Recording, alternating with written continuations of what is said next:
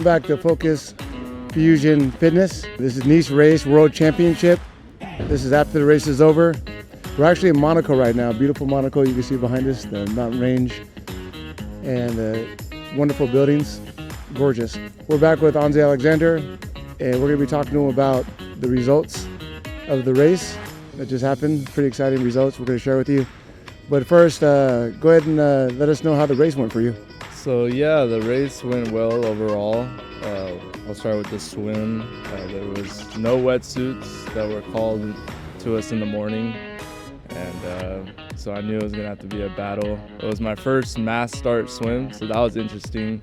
Everybody was crowded together and doing a war cry before we started, so that was fun. I did swallow a little bit of water. I almost threw up during my swim, but I just did a big cough, and I just held it together and got through the swim. I actually PR'd on my swim, so that went really well. Did an hour and 5 minutes with no wetsuit, so I think that the swim went pretty well for me. And then we got. So were you disoriented on the swim because you swallowed the seawater? Did you get dizzy, feeling kind of nausea? Yeah, a little bit of nausea, and I just held it together and kept pushing. So yeah. So you did predict. I guess you've been doing triathlons a while, so you did predict kind of where you would end up. Your prediction actually kind of panned out to where you almost hit a minute, right?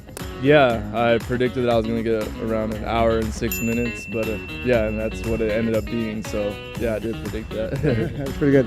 So let's go on to probably the most interesting leg of the race, which would probably be definitely the most interesting leg of the race, which is the bike. So how was the bike? How were the views? How was the course overall?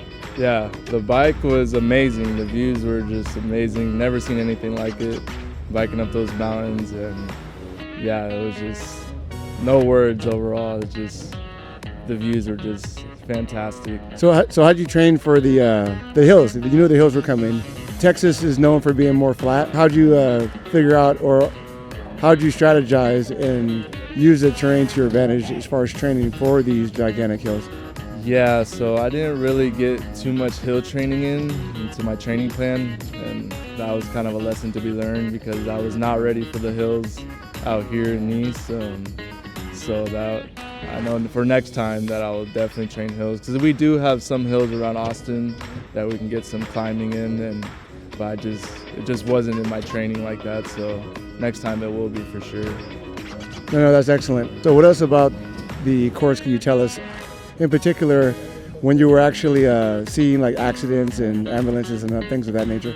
Yeah, so after the climb and we started to get into the descents, I've seen a few people laying out on the side of the road and the ambulance coming by and passing us, and it kind of gave me like a fearful thought in my head just to be careful. So I was being very cautious in the beginning of the descents heading back into Nice, but I think I got a bit more comfortable as I went on and took the turns with confidence, and towards the end I was actually going full throttle on those turns. So I guess, yeah, I got too comfortable, I think, but it went well for me.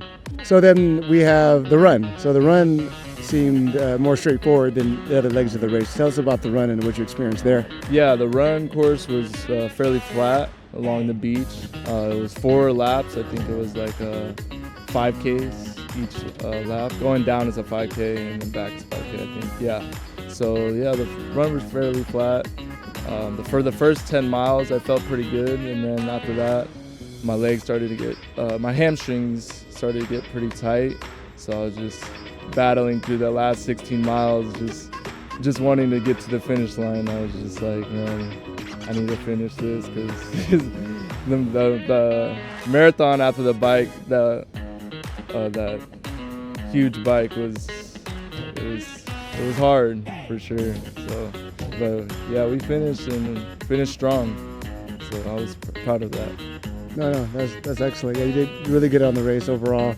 And the finish line, so you obviously at the very finish, this is the culmination of everything that you've been training for. What was going through your mind when you crossed the finish line? World champion, event at Nice.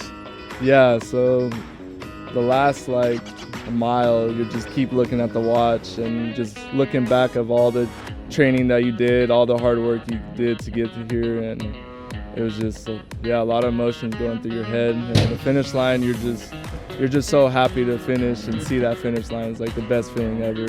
And as soon as I crossed, I was just like, man, like I just got a little teared up, tearful, and just finally made it. You know, it was a tough course, so that was good. Yeah, and then we have some tentative rankings for you. So you want to share the tentative rankings? These are not official yet, but something that we've kind of deduced almost from the data and everything, and what's been presented to us so far. So I'm in the 18 and 24 division. This will be my last year in this division. I did 48th in the world, number 9 in the U.S., and number 1 in Texas. It's not official, but I'm still trying to find out, but I think I'm number 1 in Texas, because we know the Texas group that went from Austin, but let us know in the comments or whatever if I'm not number 1. I want to know for sure before I say it, but I think I am. But yeah, trained in Austin, Texas, and made it to Worlds, and I think I did a really good job. That's really cool. We've heard a lot of you, been watching the channel. You've been seeing a lot of people that you would think that they would, be training for 5-10 years in order to reach these heights. And some people are just, if you dial it in, it just shows that you can really take it to the nth degree in terms of success. And each age group is different. Obviously, you'll be changing age group next year, so it'd be good if you can capitalize this year on being number 1, hopefully. Yes, for sure. Just being consistent in your training, and you just gotta keep moving on every day with your plan, and don't change on your plan. Don't change your nutrition. Nothing new on race day, and yeah. So what's next for you, I should say, as far as, I asked this question before, but, after the race, things change, So what's next for you in terms of the next race you're thinking the year? Because you kind of got to keep pole position, so to speak, so, you can continue to compete at a high level. So what races do you have, penciled in this year coming up in 2026? Because I know you're done for this year, but 2026. Yeah, 2026, we're still figuring that out. I thought I was going to be done with doing full Ironmans, but I think I do want to try to qualify for Kona. So we're going to find a race in the North America somewhere and try to qualify for Kona, for sure. Yeah, Kona is a little bit difficult this year. Before, just to let the audience know, there was women in Kona and men in Nice. They kind of split them up. They're going back to both, so there's less slots. So whoever makes it this next year, it's like, you can call this like the bubble, right? People are in the bubble right now. Like the NBA bubble, if you're not familiar with the reference. But next year is going to be like, you have to qualify because you have to qualify. There's no like really rollovers or anything like that. You're legit if you get in. The last one's in the bubble, if you know the reference. What is the most important aspect, like if you drill down? Is it waking up early? Is it diet? Is it all of the above? Like, if you can put a hierarchy of what is the most important to least important. They're all important, but what would you recommend? I'd say definitely sleep is huge for recovery. And also for me, I like taking, I know some triathletes like to train every single day, but I do like taking some rest days, letting my body recover fully before I keep training. I noticed that if I keep trying to go every single day, that injuries occur, but for me, I think taking 1 or 2 rest days a week actually turned out to be a lot better for me in training. And in terms of diet, I pretty much eat anything I want carb-wise, because I just burn everything so fast. And you got to be careful of the red S that Lionel Sanders was talking about, because I think I experienced that a little bit last year. But as soon as I started to just eat whatever, carbs, and I didn't have any real symptoms. So yeah, of course Nice is really cool. Kind of the food is really good. We went to a few restaurants, had some really good food there. I'd say, yeah, Nice is a really cool town in France to check out for sure. The beach is gorgeous, and you got the rocks on the beach, and yeah, everything is just gorgeous here. I mean, I love it here. I think different experience for sure from the United States.